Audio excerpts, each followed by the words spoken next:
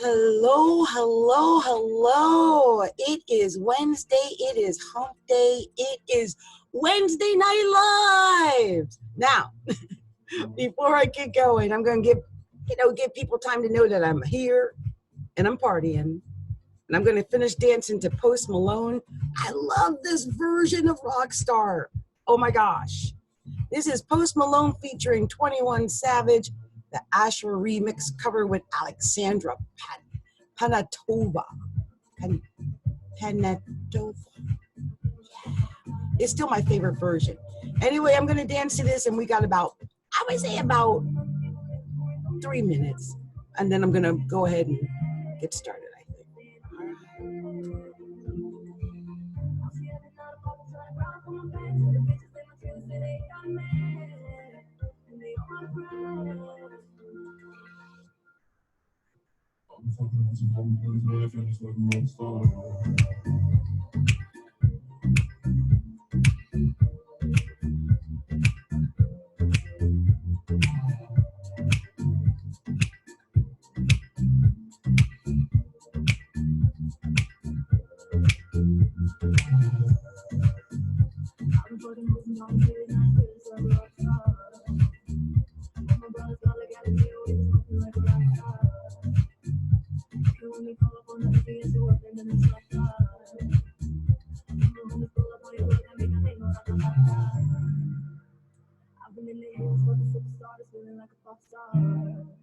Drinking Henny, bad bitch, shopping in the pool, they ain't got no bra. Hit from the back, pulling on the tracks, and now she's screaming out no more. They like savage, why you got it for a color rock, you gon' need a six star. I ain't with the kick, now you kiss that. You ain't stay moving like I always say. Bring numbers in a safe, I hope right. LA bitches always ask me where the coke at. Living like a rock star, that's all a coke car. Sweeter than a pop car, you know you were not far. I don't mean a rock star, never used to drop hard. Living like a rock star, living like a rock star. I've been fucking mixing all the movies, I'm feeling like a rock star. My brother's got a gal in the way, just want me like a rock star. You when we call up on the weekend, so I'm in the mix like that. I'm not gonna pull up on your work, I make a thing like a rock star. I'm fucking with some home things, but I feel just like a rock star.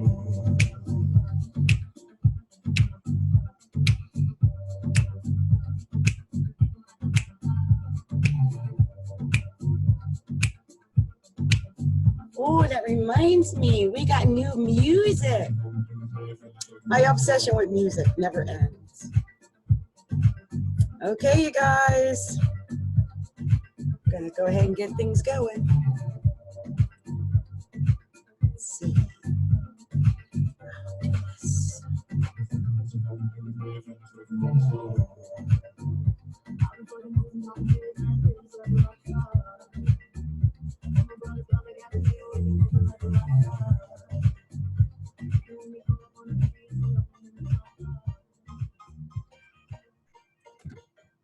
My new theme song.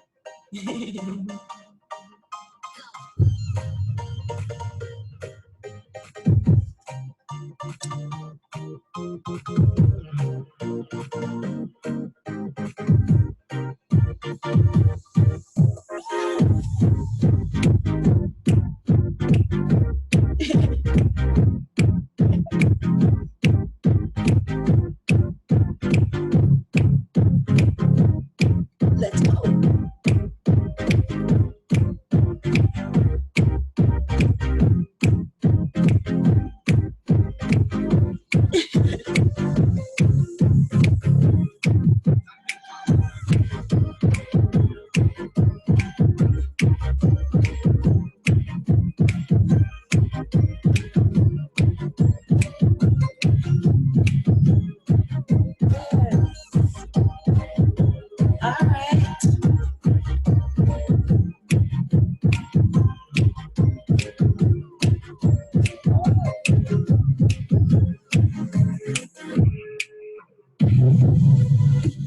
Yes.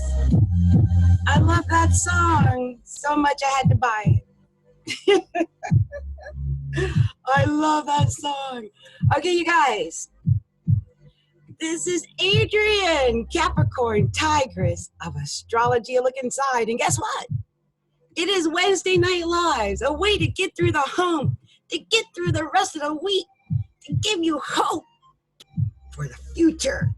So let's look and see where the planets are right now, okay? Because there are some planetary things happening right now. So let's look at this closely and let's see who's really being affected by it, all right? So the sun is at 7 degrees of Pisces, and it wouldn't make a really big difference of, normally, but the North Node is at 6 degrees of Cancer, so that's a trine. And also Mercury is at 5 degrees of Pisces, almost 6 degrees. So the sun and Mercury are conjunct. This is very positive. Also Mercury's trine the North Node too. So we've got two really big, beautiful trines. I think Pisces, by the way, you guys should be getting a really big boost. Pisces are not feeling any pain right now. I have a feeling many Pisces have plans for parties over the weekend, Friday and Saturday. And happy birthday, Pisces. I want you to know I've already been thinking about you. You got 2 ways that you can get yourself 25% off for your birthday by going to astrologylookinside.com. That's astrologylookinside.com/shop. And then going and getting whatever you want. And then when you get to the checkout, put in Pisces 20. You can either put in Pisces 20 or Aqua 20, either of them. Or even just put in loyal. Okay, that's my secret. You didn't hear that from me though. Okay, all right. I want to tell you how much that discount is. But happy birthday, Pisces. Happy birthday. So the sun is at 7 degrees. Mercury's at 5 degrees, and the North Node is at 6 degrees of Cancer. This is beautiful. We've got a couple of really beautiful trines going on, a gorgeous conjunction, and you think, wow, that's great. But there is actually a kite situation going on here, which I had noticed yesterday with the Uranus. It's kind of pulling away because it's now it's, the sun's at 7, not 6. But here's the thing. There's a sextile on either side of the sun and Mercury. Okay, so coming in from Taurus, coming in from Capricorn, and then we got the Pisces there. It's really nice. It's a lot of water and earth, and I almost want to say with that North Node trining the sun and Mercury, maybe even a homey feeling home, feeling family. A lot of people might be feeling that right now. So that's good. Now, the moon is now at 16 degrees of Aries. So it's a pretty competitive moon. For some people like myself, it makes like that's in my 3rd house. I had to come and talk. I mean, thank goodness I got Wednesday Night Lives tonight because I get to run my mouth and talk about things that I like to talk about. And I think some other people may be as passionate, but maybe different areas of their life. Wherever this moon is, it's a very enterprising and passionate moon. And Aries out there, you guys should be getting like an extra boost right now because the moon is at 16 degrees of Aries right now, and Venus is at 22 degrees of Aries. So the moon is about to conjunct Venus in Aries. I wonder what that's going to mean for some Libras and Aries. That does look mighty sexy, I'm just saying. Okay, we got Jupiter at 19 degrees of Capricorn, and that is still technically sextile that Neptune, and that's at 18 degrees of Pisces. There's this Pisces Capricorn flow has been going on all month. I've been feeling this Pisces Capricorn flow. It's been an amazing month for me, and I just wonder how many other Capricorns and Pisces have felt like they've had an amazing month, because it's been like ups and downs. I can't say it's been perfect, but it's been amazing. It's been amazing. Saturn's at 27 degrees. Man, Saturn is really moving now. I don't know if you Aquariuses are ready. Are you Aquariuses aware of what's about to go down at the end of March, around the 23rd, I think it is? Okay, you guys, okay. I gotta warn Aquarius. I would be remiss in my duties if I don't do this. Aquarius, attention, Aquarius. Attention, all Aquarius suns, Aquarius moons, especially Aquarius rising signs. Saturn, the co-ruler of Aquarius, is coming home. And it will arrive approximately between March 21st and March 23rd, I believe. This has not been in Aquarius for 28 years. Many of you will not know what the heck to do. I just want to tell you right now. And if it does anything like it did to me when Capricorn hit mine and destroyed my marriage, just know it makes you pay for things. Saturn is a great taskmaster. You might find that you have to work harder at something or change or repair or redo, or it will put you to task. Just know that there's going to be a special area in your life where you're going to work harder in that area of life than any other area of life. Now, I can tell you my own personal story, and just the fact that is telling my story, that is part of my Saturn, because my Saturn, or Saturn right now, is in my first house. And I have Aquarius in my first house, so I expect to have more of the same. It's not been easy. I know there are haters out there. One of the things that's happened, well, as you can tell by looking at me, I work hard, don't I? You know, I want to say I wake up like this, but I don't. All you got to do is look at a picture of me from about 7 years ago to know that I work hard to become Capricorntigress. And that's what I'm talking about, Aquarius. You're going to have to shape up. I mean, probably even figuratively, but maybe even, but literally, actually. Especially if it's in your first house. Like, I know the weight loss I'm experiencing is not going to end anytime soon with Saturn in my first house. And my clothes, as you can tell, are like falling off. This is very indicative of Saturn in the first house. So if you're born with Saturn in the first house, be aware that you may have some weight loss. You might have something come up that, about your health that you weren't really aware of before, but now you're aware of it. I would take time to really work on my health and my personality if I were you, Aquarius. Now that I'm doing this, I feel like I got to do it for you all. So, okay, if you have Aquarius in the second house, and I hope you guys even know what I'm talking about. If you do not know what house your Aquarius falls in, please reach out to me and let me know. What I will say is, okay, I'm going to do this as if we're talking about the natural houses. So if you are, say, a Capricorn person, Aquarius would naturally fall in your second house, okay? But some people are born with Aquarius in the second house. If you know that you have it there, what that means, Saturn in Aquarius in the second house, well, you'll have to work very hard on brilliant ideas. If you don't work very hard on your brilliant ideas and on brilliant ways to make money and brilliant ways to save money, you will suffer with money. Saturn is a maleficent planet. It's not positive. It will strike you where you have not prepared. Preparation and organization is everything.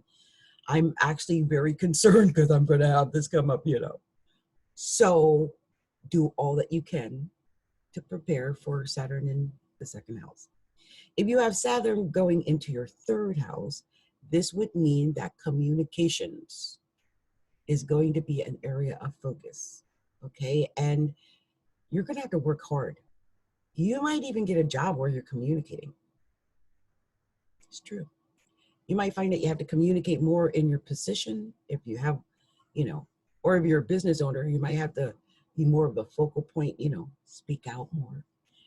Writing and communication of all kinds is indicated there. but it could be your community. It could be local transportation. It could be dealing with people in your neighborhood. It could be like your extended family members, brothers, sisters, aunts, uncles, cousins, nieces, that kind of thing. If you have Saturn going into your fourth house, then you'll be dealing with things that deal with the home life. This can be your home and family. And we're talking your immediate family or people that live in your home, or just the house and home itself. With Saturn there, I'm telling you to be cautious. Take extra security and, organize and take preparation. If you have Saturn in the fifth house, this could affect your children. It could affect you having children. You could be having a child, right? So that is part of that Saturn in the fifth house aura. Also, romance is there and dating and taking chances. But the problem is, as I mentioned earlier, Saturn is a maleficent planet. It is not going to be positive, okay? It's there to cause maybe a little bit of pain. So it's hard to say this, but when I see Saturn in the fifth house, I either know someone's pregnant or they might have lost a child. It's just one of those things. Also, romance issues can also crop up with Saturn there. So be aware of it. And if you work hard on your romance, you can save it, okay? And if you work hard on loving and nurturing and caring for your children, you can save them too. Saturn in the sixth house is definitely dealing with work, and health. That is taking all precautions with your health, going to the doctor more,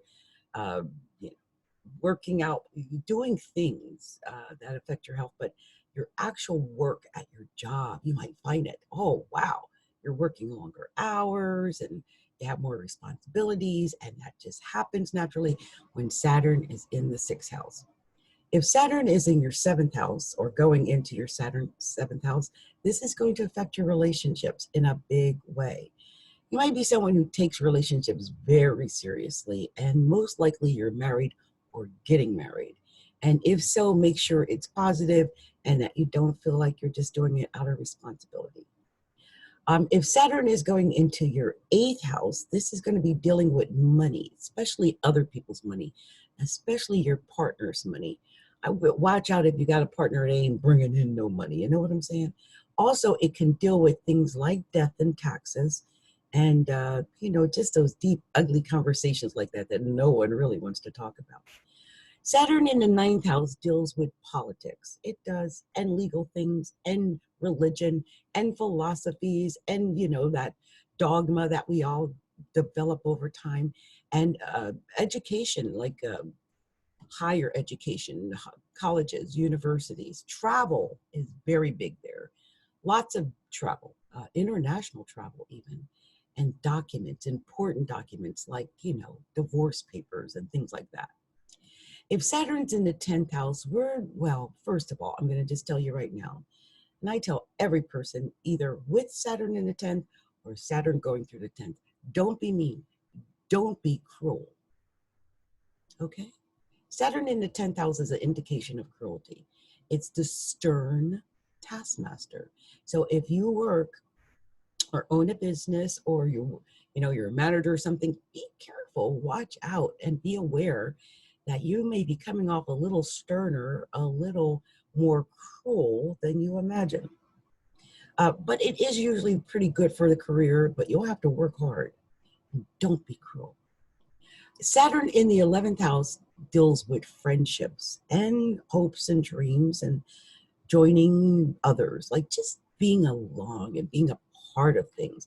So you might find that you're doing things like joining clubs and groups and associations, or you might find that things in groups and clubs and associations, organizations, and even things like Facebook and Instagram, it might just feel like a burden to you all of a sudden. And you might feel like that's, it's a lot of hard work.